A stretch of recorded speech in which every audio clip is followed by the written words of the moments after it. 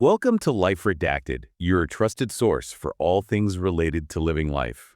From practical tips to thoughtful insights, we're here to help you navigate the twists and turns of everyday living. Whether you're looking for advice for your next purchase, inspiration for your next project, or just a fresh perspective on what's going on in this world, you've come to the right place. Love what you're hearing? Hit that subscribe button to stay in the loop on our latest episodes. And don't forget to give us a like if you're enjoying the show. It means the world to us and helps us reach more amazing listeners like you. Okay, so today we are undertaking quite a deep dive. We've got this stack of source material here that's frankly extraordinarily provocative. It really is. These documents, they lay out this stark argument that the United States is standing at, well, what they call a genuine crossroads. Right, and the core idea is that the choices being made by the current generation of young adults are going to determine the nation's entire future. Specifically, it hinges on the value systems they adopt. And this isn't just your standard political commentary, is it? No, not at all. What's interesting, or what the sources claim is interesting, is how they try to move past the usual partisan back and forth. They focus instead on what they call the empirical consequences. Meaning the actual results you can measure. Exactly. The measurable outcomes cited for adopting different foundational value systems. So our mission today is pretty clear.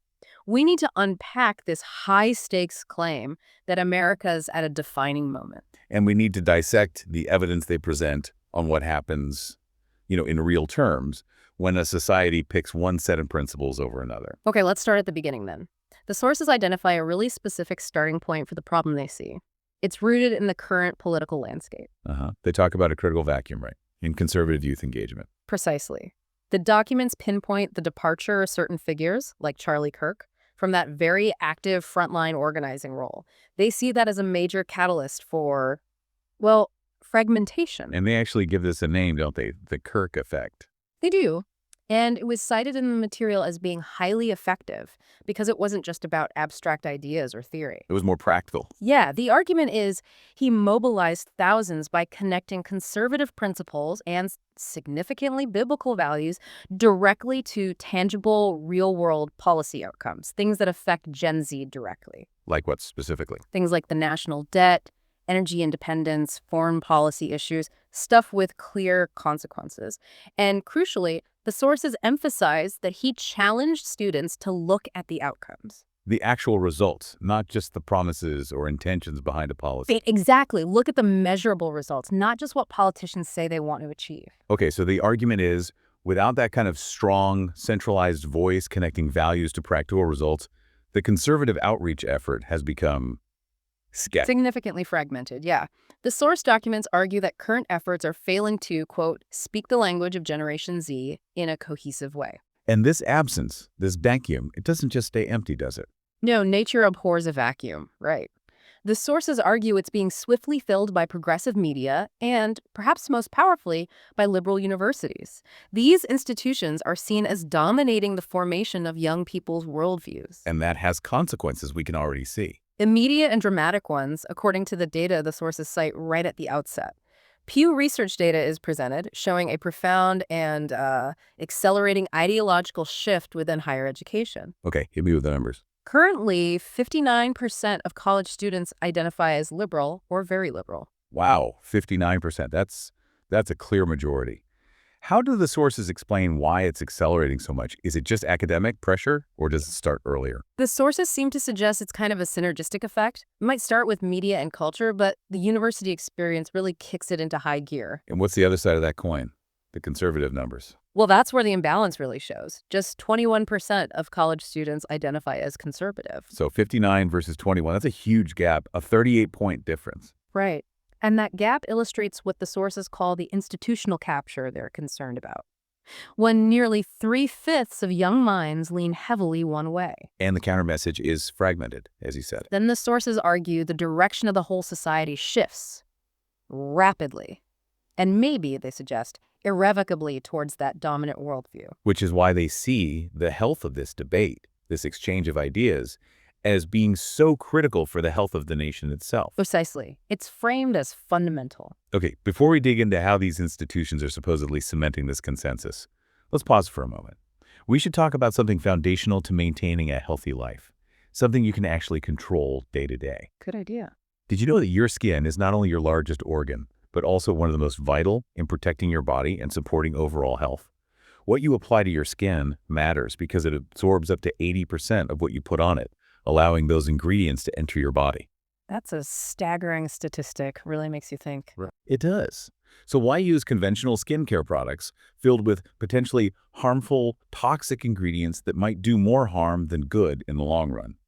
At Face Naturals Organic Skincare, we believe in nurturing your skin with safe, natural, and effective ingredients that support your health and well-being. Makes sense. Supporting your body's natural systems. Exactly. Visit facenaturals.com to explore our range of natural skincare products designed to protect and nourish your skin. Visit facenaturals.com to save 10% on your next healthy skincare purchase. Healthy skin starts here. All right, so transitioning back, let's get into what the sources call the institution problem. Basically, the mechanisms they claim higher education and media use to manufacture this consensus we were just talking about with the student data. Okay, and the core argument in these documents isn't subtle. It's that universities aren't really functioning as places to open minds anymore, not places designed to foster genuine critical thinking or intellectual diversity. Instead, the claim is they're actively working to shape minds, to guide them towards one specific dominant ideology. That's a strong claim. Do they back it up with numbers? They do. There's powerful numerical evidence cited from a Foundation for Individual Rights and Education study mentioned in the material. It found that a staggering 83% of faculty at top universities identify as liberal or very liberal. 83%. Wow. That's more than a supermajority. It is. And the sources argue that this level of ideological homogeneity, well, it can't exist without profoundly warping the educational environment itself. So how does that 83% figure translate into the actual student experience? What are the measurable consequences the sources point to? They outline a pretty clear chain of consequences. The first big one is self-censoring. Students feeling like they can't speak up. Exactly. When the vast majority of professors lean heavily one way, students with different views, specifically conservative ones in this context, often feel they might face consequences. Lower grades, social exclusion, that kind of thing. There's data on that. Yeah, the data cited shows 65% of students report self-censoring in classroom discussions. 2/3 of students are basically learning to keep certain thoughts to themselves. Which, the argument goes, kills intellectual diversity and genuine debate. The academic dialogue becomes less vibrant, less challenging. And the sources say this hostility isn't just in the classroom, right? No, it extends beyond that. The documents cite evidence about speaker cancellations. Apparently, conservative speakers face cancellation attempts at twice the rate of liberal speakers. So the overall picture painted is a generation graduating less intellectually diverse than when they started. That's the claim. They become highly sophisticated in arguing for one side, the dominant side, but they lack the context, the understanding, maybe even the basic exposure to the arguments from the other side. Making it hard to truly debate or critically assess alternatives. Right.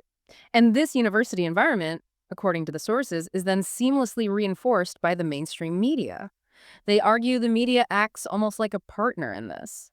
Well, they use the word indoctrination. How so? What's the evidence there? They reference a Harvard study that looked at narrative framing. It found that 93% of news coverage of conservative politicians was analyzed as negative. 93%. Compared to what for liberal politicians? Compared to 63% negative coverage for liberal politicians, that 30-point gap is cited as a significant structural difference that just reinforces the bias, confirming the narrative they hear on campus. And then social media gets layered on top of this. This is where the source material gets really interesting, connecting it to algorithms. Yeah, because algorithms, as we know, are basically designed to amplify what you already engage with. They create those infamous filter bubbles. So if you're getting a liberal perspective in class, seeing mostly negative coverage of conservatives in the news, then your social media feed just shows you more of the same, reinforcing it all. It becomes a closed loop. The sources call this a manufacturing of consensus. Yes, and they argue it's devastating for rational dialogue. This whole ecosystem, they suggest, leads young people to believe conservative views aren't just wrong on policy, but actually morally reprehensible. And once you frame political disagreement as a moral failing, rational discussion just stops. The opposition isn't just wrong. They're deemed unworthy of even being heard or considered seriously. So, connecting the dots here. The fragmentation of conservative youth outreach we talked about earlier allows this institutional influence from the classroom to the news to the algorithm to really dominate. That's the argument. It creates a generation, or risks creating one, that's very fluent in liberal arguments, but lacks a practical understanding of core conservative principles. Principles which the sources claim are foundational for long-term societal health and stability. Precisely. And this lack of understanding, this vacuum, leads us straight into the core choice the source material presents. Okay, so we've set the stage. The ideological vacuum, the institutions filling it. Now let's dive into the two competing value systems that the sources put at the heart of this crossroads. Vision 1 is framed as biblical conservative values. Right. And the argument is that these are the foundational pillars that built, quote, the most prosperous, stable society in history. It's a very bold claim. They break it down into 4 key pillars, don't they? Yes, and they position them less as political points and more as practical guidelines for individual fulfillment and societal stability. The first one is personal responsibility. Meaning accountability for your own actions. Exactly, accountability.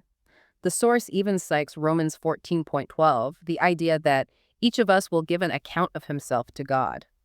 This principle, they argue, is crucial because it forces individuals to own their choices, their long-term decisions. And you can see how that connects to, say, a healthy lifestyle, right? Right. If you feel accountable, you're maybe more likely to plan long-term finances, health, career, rather than just waiting for someone else to fix things. That emphasis on internal accountability is definitely key in their analysis.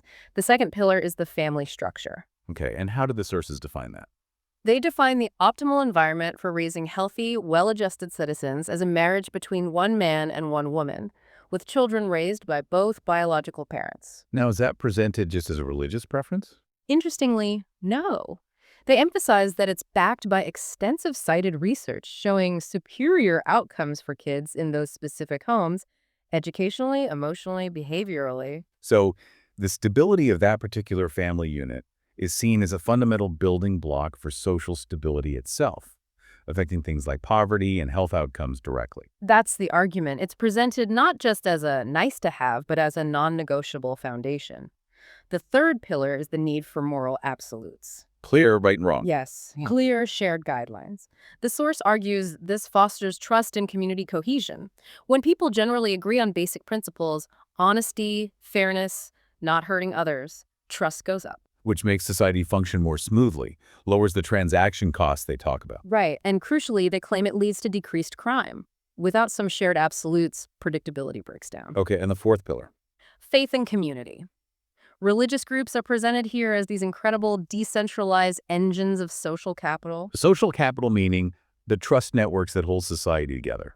Exactly. The sources cite studies showing higher rates of volunteering, more charitable giving, and importantly for younger people, higher reported life satisfaction and lower rates of social isolation among those who are religiously active. Okay, so that's Vision 1, the foundation they describe. Now we need to look at the alternative, Vision 2. Right, which the sources term the seductive alternative. This is their very critical analysis of liberal values. The argument is they might appeal emotionally, short-term, but lead to severe negative consequences when, quote, divorced from moral foundations. And the first point they critique is moral relativism. Yes, the idea that your truth and my truth are equally valid, no objective standards. The source argues that while this sounds inclusive and tolerant, It actually causes deep confusion and anxiety, especially for young people looking for guidance. that's the claim. Young people are actively seeking purpose, direction, some kind of objective framework, and relativism leaves them adrift. Does this confusion have practical results, according to the sources? They argue it does. Without objective standards, young people might struggle with big life decisions, committing to a career, a relationship, financial planning. Right. It can lead to indecision, fragility, Okay, what's next in their critique? identity politics. The sources claim that emphasizing group identity over individual character actively divides society. How so? By framing everything in terms of competing demographic groups, it erodes shared civic values, the things needed for national unity. The focus shifts from what unites people to what separates them, often emphasizing victimhood. Then there's the critique of instant gratification.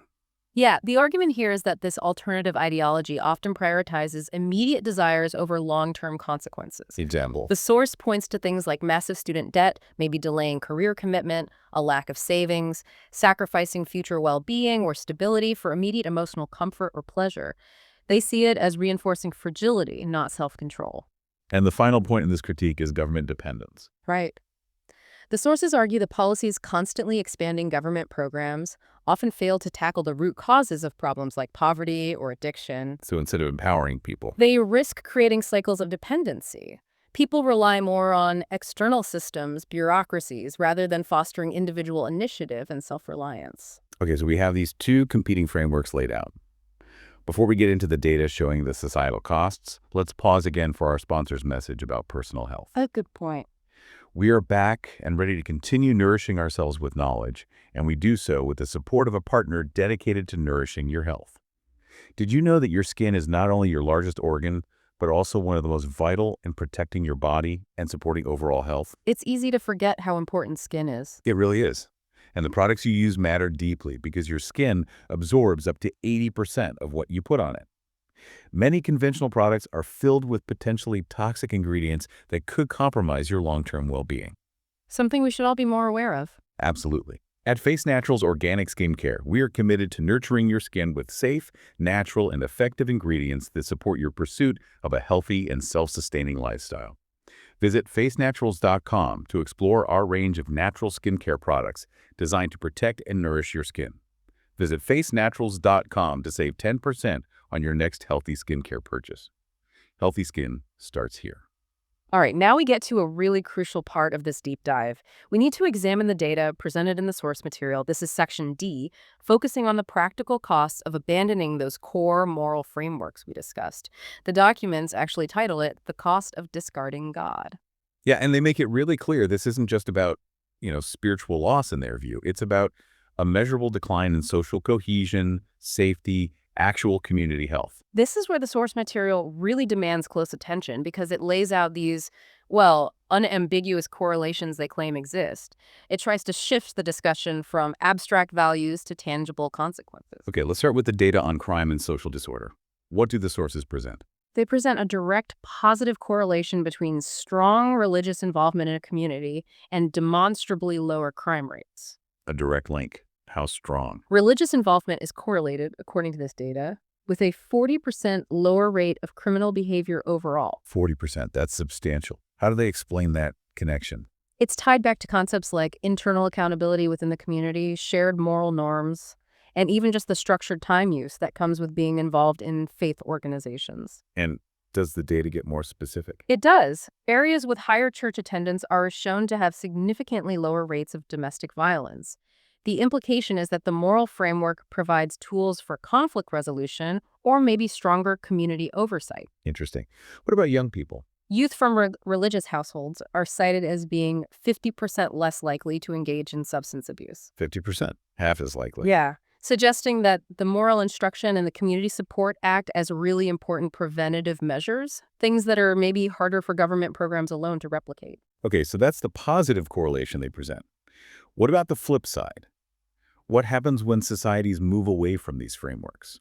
Well, the source material gets pretty stark here. It explicitly details what they project happens when societies rapidly secularize and discard those moral absolutes. What kind of projections? They project that within a single generation of significant decline in religious observance and moral adherence, murder rates increase by an average of 23%. 23% increase in murder rates. Property crimes rise by 31%, and rape and sexual assault increase by 19%. This is the source's projection of the tangible, physical cost of losing that moral bedrock, a loss of internal and communal controls. So the connection they're drawing is incredibly direct. Right. Adopted values translate into the physical safety and health of a community. That's the foundational claim. And these consequences, they argue, are maybe most devastating when you look at the family structure data. This ties back strongly to that idea of a healthy, stable life. Right, we talked about the two-parent home being presented as optimal. How does the data back that up? The evidence cited is overwhelming in the source material. Financially and academically, the numbers are precise. Children from intact, two-parent homes are cited as being 82% less likely to live in poverty. 82% less likely. Right. That changes everything, doesn't it?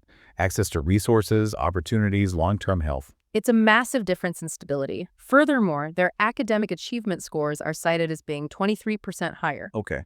And maybe most critically for overall well-being, they show dramatically improved mental health outcomes, lower rates of anxiety, depression. So the stability from that specific family model is presented as the single most powerful predictor of success and long-term well-being. That's how the sources frame it, yes. But when that traditional model, as they define it, is abandoned, the costs cited are profound. Like what? Divorce rates. They jump from around 10% in what are described as highly religious communities to over 50% in secular communities. That instability then ripples through generations, housing, finances, emotional development. And the impact on the kids in those situations. According to the documents, it's immediate and long-lasting. They report 72% of children in single-parent homes experience academic difficulties, struggling educationally. 72%. That's nearly 3/4. And even more concerning, the source claims child abuse rates are 6 times higher in homes where the biological parents aren't married and living together. 6 times higher. These numbers suggest the structure itself is being presented as critically important for a healthy, safe environment. That is precisely the argument being made based on this cited data. Beyond the immediate family, do the sources talk about broader community impacts? Yes, they highlight a widespread loss of social trust and cohesion. Remember, we talked about religious communities generating social capital. The trust networks. The data presented reinforces this. Areas with strong religious communities apparently show 45% higher rates of volunteerism and 60% more charitable giving per capita. So people are more involved, more generous. And they also have significantly lower rates of social isolation and depression reported, suggesting these networks provide a kind of emotional safety net that might be disappearing elsewhere. All these trends seem to reinforce the source's main claim about a moral decline, especially among young people. Are there specific numbers on youth trends? There are, and they're quite stark. Only 30% of adults under 30 attend religious services regularly now. Only 30%, compared to what, historically? Compared to 67% back in 1970, that's more than half gone in basically a single generation. A massive rapid shift. Wow. And does this decline in practice match a decline in knowledge? Apparently so. Biblical literacy is cited as having dropped 85% among college graduates since 1960. 85%. So the foundational texts and stories underpinning the value system just aren't known anymore? Largely, yes. And the argument is, when that happens, the practical principles derived from them, accountability, self-control, community focus, they inevitably fade too. Which leads to, well, what's social consequences for young people today, according to the sources? Some really harrowing ones are cited. Teen pregnancy rates are apparently 3 times higher in areas with low religious involvement. 3 times higher. Substance abuse among teens is up 67% in communities where church attendance is declining. It suggests maybe a growing need to self-medicate or find escape. And the most alarming statistic. Youth suicide rates, cited as having increased 200% in areas undergoing rapid secularization. A 200% increase. My goodness. These statistics, as presented in the source material, paint a really tough picture. A generation struggling with purpose, with guidance, maybe without the support structures these frameworks once provided. And you mentioned universities earlier. Do the sources link university experience to faith? They do. They cite that 70% of students who enter college religious report their faith commitment decreases during their time there. 70% experience a decrease. And students at secular universities are apparently 4 times more likely to abandon religious beliefs entirely compared to those at religiously affiliated schools. So the argument comes full circle. The institutions aren't just pushing a political view, but actively undermining the value system the sources claim is needed for stability and even mental health. That's the connection the sources make, yes. Okay. We've laid out the sources' case pretty thoroughly now, why they argue biblical conservative values lead to stability and why they link moral relativism to negative outcomes. But for this deep dive to be balanced, we absolutely have to look at how the source material addresses counterarguments. Absolutely essential. And the authors do anticipate and try to reframe 3 main criticisms. The first one is about discrimination. The common argument that strict moral standards lead to excluding or discriminating against certain groups. How do they counter that? They draw a careful distinction. The source argues that biblical principles emphasize loving others while simultaneously maintaining moral standards. So you can hold a standard without being hateful. That's the idea presented. One can have a clear standard for right and wrong, they argue, without treating people who don't meet that standard with malice or prejudice. The focus should be on the person's inherent worth, not just validating all their choices. So the reframing is that true biblical teaching, in their view, opposes both discrimination and moral relativism. Love and truth aren't opposites. Exactly. They're presented as complementary. You hold the standard but treat everyone with respect and dignity. Okay, what's the second counterargument they tackle? It's about individual freedom. Critics often say conservative values limit freedom with all their rules and boundaries. And the source flips this. Completely. They argue these values actually maximize long-term freedom. Ow. By providing the moral and behavioral boundaries needed to prevent destructive choices that ultimately limit your freedom later on. Think financial discipline leading to financial freedom, or avoiding crime ensuring freedom from jail. So, shared standards leading to less chaos, stronger families, more trust. Those conditions actually enhance real freedom for everyone. Freedom from fragility and disorder. That's the essence of their argument. It's a different definition of freedom. And the third criticism, imposing religious values. Right. The concern about forcing religion, creating a theocracy. The source acknowledges this concern, but strongly counters that promoting these principles doesn't mean imposing them through government force. So no coercion. No. Instead, they argue it involves demonstrating the practical benefits through lived example and evidence, showing the results. Letting people choose based on the outcomes. The lower crime, stronger families, greater prosperity, not because the government mandates it. Precisely. Persuasion through evidence, not force. Okay, that leads us to the historical and scriptural perspective the sources use to buttress these claims about national destiny. They cite scripture, right? They do. Psalm 33.12 is mentioned. Blessed is the nation whose God is the Lord. And how is that interpreted in this context? It's used to support the principle that nations founded on principles informed by biblical standards, citing America's founding specifically, have historically seen unusual prosperity and stability. The implication is it's not just faith, but a practical formula. And there's a warning, too. Yes, they also cite the warning from Psalm 9.17 about the consequences for nations that forget God. Which they interpret not just as spiritual judgment, but as practical consequence. Exactly, a kind of self-inflicted consequence. Societies without that moral foundation eventually crumble under their own corruption, crime, social disorder, the very data points we looked at. The foundation erodes, the structure fails. And it all seems to circle back to the next generation. There's a proverb mentioned. Proverbs 22.6. Train up a child in the way he should go. The source argues the battle for the future is fundamentally about what we teach our children.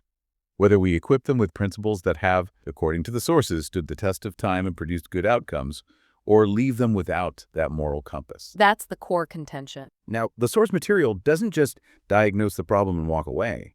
It offers some very clear, actionable steps for people who are concerned and want to influence things. Yes, practical steps. First, educate yourself. Maybe. Actively study both sides, liberal and conservative arguments. But critically, examine the long-term outcomes using data. Look at the results, not just the intentions. It's an intellectual, evidence-based approach first. Okay, step 2. Engage respectfully. Share these perspectives, especially with young people.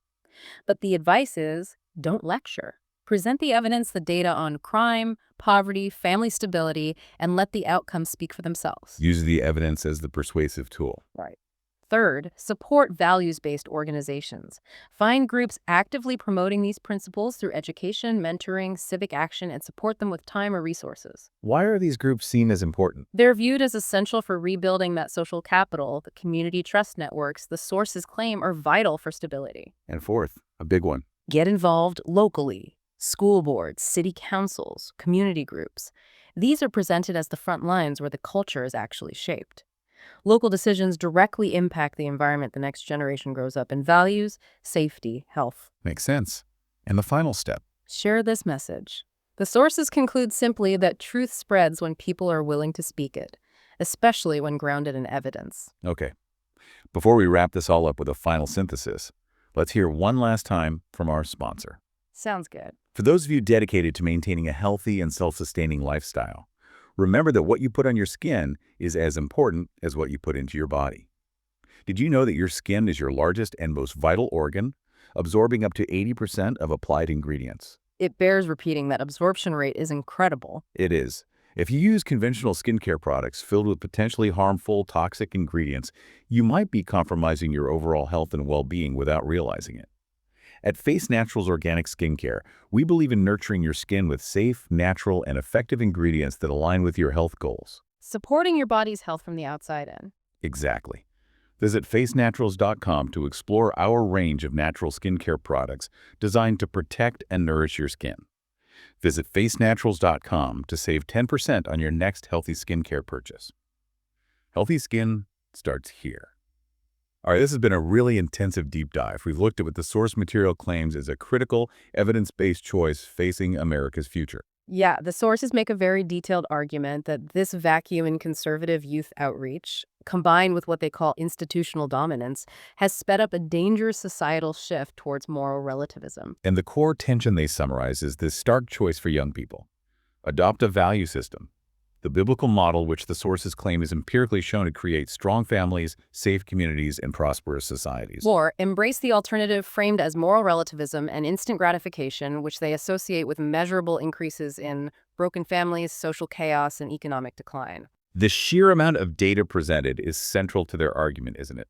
On crime, substance abuse, academic outcomes, mental health, youth well-being, it's all marshaled to make their case. Absolutely. The whole analysis pushes the idea that this choice needs to be guided by evidence, by the long-term measurable outcomes of these competing value systems, not just by emotion or what's currently fashionable. The authors essentially argue that the future hinges entirely on the foundational principles we pass on, because today's value choices become tomorrow's statistical realities. And the time to choose based on these consequences is, in their view, running short. So, we want to leave you, our listener, with a final thought to mull over. It builds on this idea of social capital and individual choice that ran through the source material. Go ahead. The sources have argued throughout this deep dive that societal stability relies heavily on shared moral standards and sticking to long-term principles. So consider this. How do your own personal life choices? Your commitment to those long-term principles, maybe your financial discipline, the stability you create in your own sphere. And your willingness to engage locally, maybe on your school board or city council, how does all that impact the overall health and stability of your community? Are you actively contributing to that vital social capital, that trust and cohesion, which this analysis suggests is so critical for national success and even individual well-being? That fundamental decision, according to our source material, ultimately defines the crossroads where America stands today. A challenging thought to end on. Thank you so much for listening to Life Redacted.